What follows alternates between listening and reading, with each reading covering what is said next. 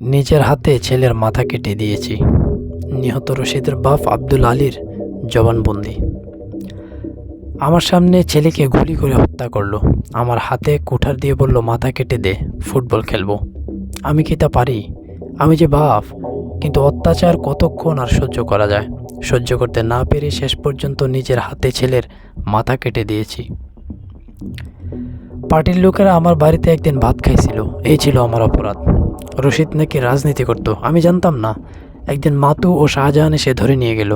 আওয়ামী লীগ অফিসে সারা রাত মারলো। সকালে বলল 1000 টাকা দিলে ছেড়ে দেব। রশিদ স্বীকার করে এলো 1000 টাকা দেবার। আমার কাছে টাকা চাইলো, কিন্তু আমি দিন আনি দিন খাই। হঠাৎ 3 দিনের মধ্যে 1000 টাকা কোত্থেকে দেব? বললাম, তুই বরং পালিয়ে সিলেট চলে যা। রশিদ সিলেট চলে গেল, কিন্তু 10-12 দিন পর ফিরে এসে বলল, বাবা, মন মানে না তোমাদের ফেলে থাকতে। সিলেট থেকে আসার পরই অসুখে পড়ল, টাইফয়েড। অসুখ সারার পর একদিন তার মাকে বলল, মা, আজ ভাত খাবো। তার মা শৈল মাছ দিয়ে তরকারি রানলো।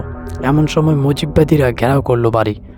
অসুস্থ মানুষ কোনো রকম বাড়ি থেকে বের হয়ে মাঠের দিকে দৌড় দিল। বাবা আমার জানতো না সেখানেও বসে আছে আজরাইল। দৌড়ে এসে ধরল তাকে। রশিদ সিরাজের পা ধরে বলল, সিরাজ ভাই, বিমারি মানুষ, আমাকে ছেড়ে দেন। ছাড়লো না। আমি দৌড়ে গেলাম, আমাকেও ধরলো। তারপর বাপ বেটা দুজনকে বেঁধে মার শুরু করলো। কত হাতে পায়ে ধরলাম। এরপর মা তো গুলি করলো রশিদকে। ঢলে পড়ল রশিদ। আমি নির্বাক তাকিয়ে রইলাম। মরার পর একজন বলল, চল ওর কল্লাটা নিয়ে যাই, ফুটবল খেলবো। মা তো বলল, হ্যাঁ তাই নেব, তবে ওর কল্লা আমরা কাটবো না, তার বাবাই কেটে দেবে। বলেই আমার হাতে কুঠার দিয়ে বলল, কেটে দে। আমার মুখে রা নেই। বলে কি পাষণ্ডগুলো?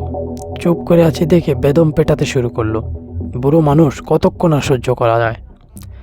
সিরাজ এসে বুকে বন্দুক টেকিয়ে বলল, এক্ষুনি কাট, নইলে তোকে গুলি করব। তখন 1.5 ঘন্টার মতো পার হয়ে গেছে। বুঝতে পারলাম না কাটলে আমাকেও গুলি করবে। শেষে কুঠার দিয়ে কেটে দিলাম মাথা। নিয়ে গেল তারা। আল্লাহ কি সহ্য করব?